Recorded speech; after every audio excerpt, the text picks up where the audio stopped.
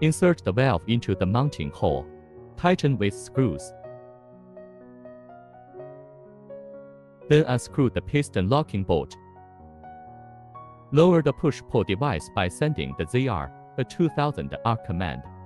Place the gasket into the top mounting hole of the injector.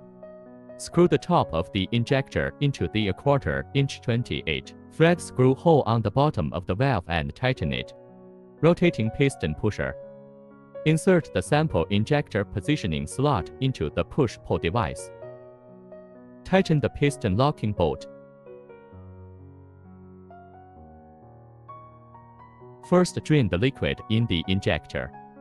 Lower the push-pull device by sending the ZR2000R command. Unscrew the piston locking bolt. Unscrew the injector from the valve. Note: check if the gasket in the top mounting hole has fallen out or is damaged. Do not install the gasket again. Connecting the injector and the valve. Thread the injector head into the valve body. Rotating piston pusher. Make sure the injector piston rod is firmly in place. Tighten the piston locking bolt. Note: make sure the piston locking bolt is tightened. Injector replacement completed.